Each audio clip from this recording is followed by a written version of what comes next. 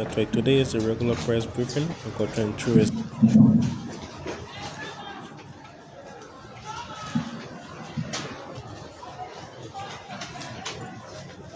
Good afternoon, everyone. So we said truth telling would be the hallmark of our leadership. And because we want everybody who works with us to fall in line with that culture of truth telling, we now encourage people to get information that is not correct. We didn't bring you outside because we want to go there. We brought you outside because the people who are fixing our building say they're not doing good work. And the conference room is still leaking. That's why we are here. And I think I have an obligation to be truthful to you. I didn't bring you out here because of COVID. Before I call our colleague from the electrical RC, just a few issues.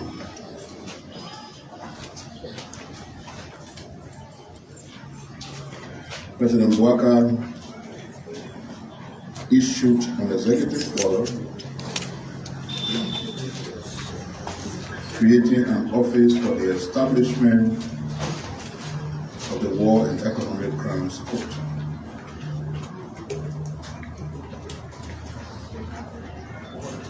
The office was to some extent set up because the president named the head of the office. Since that action took place, there has been a national discourse as to what the public thinks about the action. The discourse also took international dimension. And of course, our national orator was pointed in expressing what she thinks about the process that has evolved so far. Based on all the conversations that we've listened to,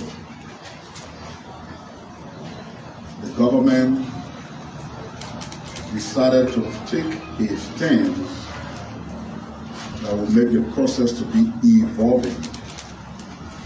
So much so that our people will take ownership of a process that is supposed to bring closure to all the concerned about impunity after we fought a brutal civil war. So the executive order issued by the president establishing that office remains in force. But what we've chosen to do is to move a step further.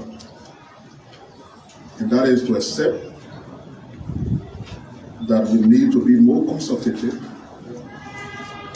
we need to be more evolving to ensure that the people of Liberia and some of our external actors who are supposed to help to drive this process feel comfortable with this process. And because there is a sense of sincerity on what we want to achieve as a result of this process, it's not for politics, it's not for gimmicks.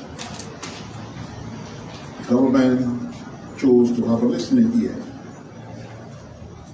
And so the decision has been taken that will reconstitute the structure that runs the office for the establishment of the War and Economic Crimes Court.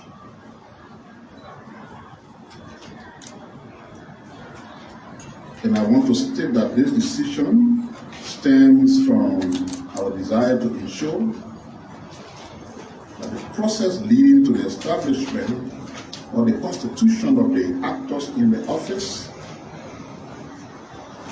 for the War and Economic Crimes Court is open, broad-based, and ensure public scrutiny. That the President has announced a search and vetting committee that will include the following institutions: the Ministry of Justice as chair, a representative from the National Civil Society Council of Liberia, a national NGO that works on transitional justice, a representative from the Economic Community of West African States, ECOWAS, a representative from the United Nations,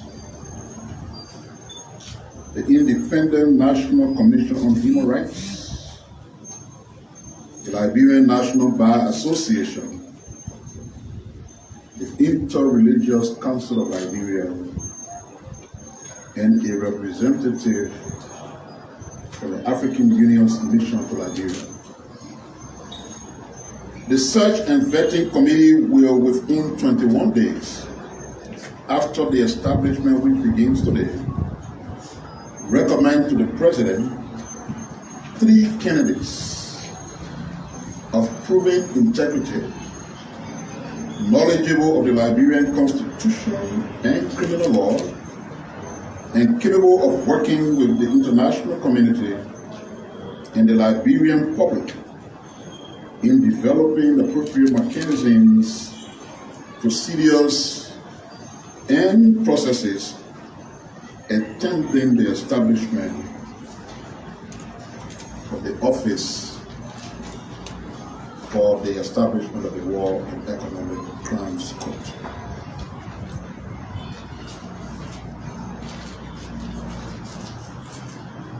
On Tuesday, August 6, 2024,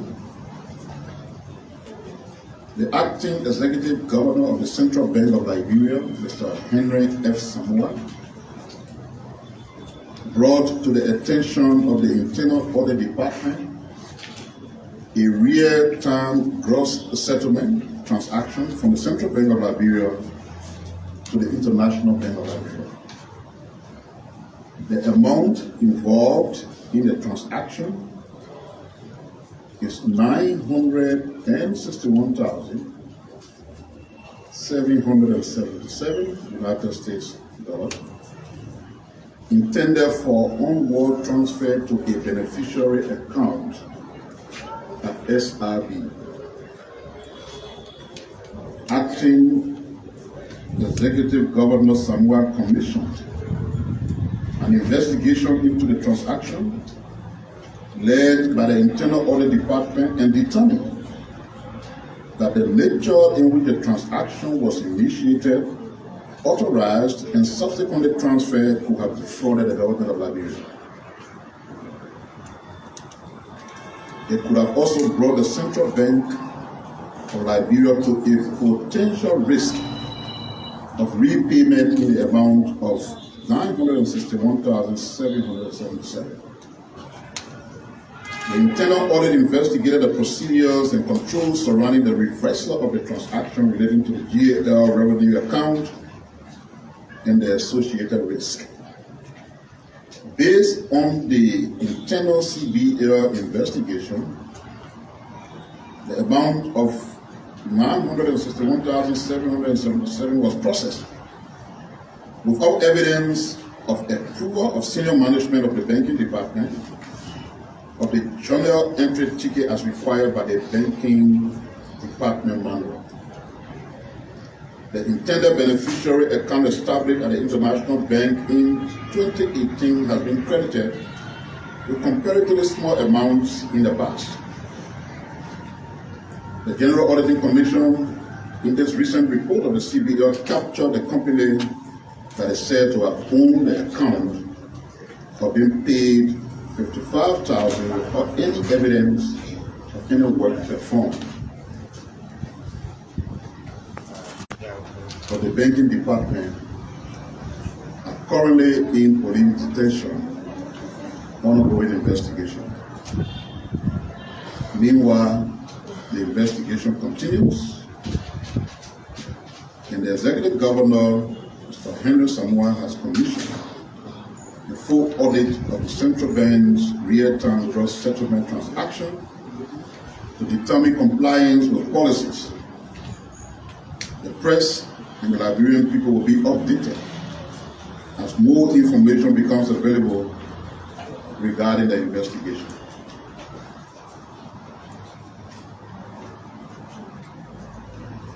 At the Ministry of Information yesterday, we received a visiting delegation on the banner, the Media Foundation for West Africa.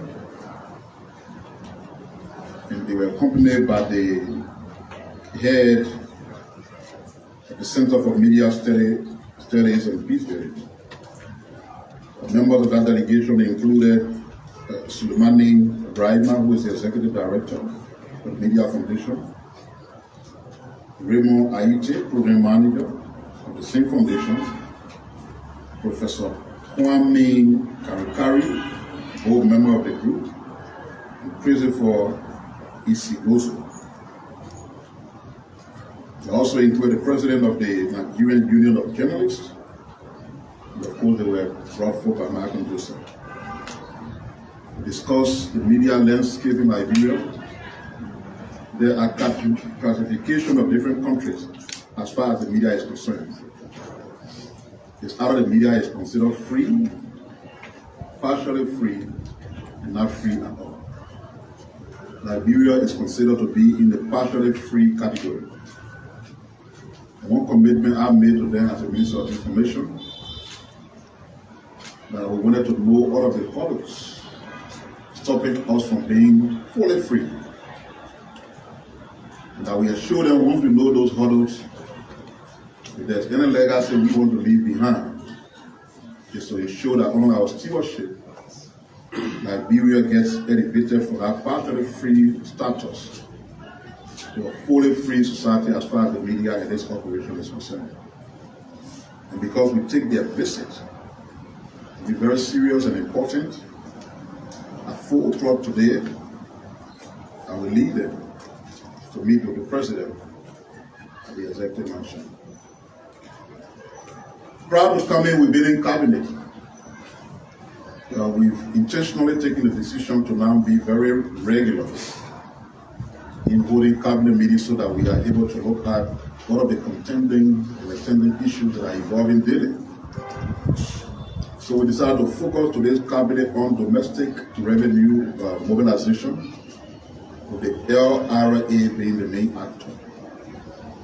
The LRA is on record that they have the capacity to ensure that our budget will reach in the billions. But there are contending actions that we must take as a government to assist them achieve that.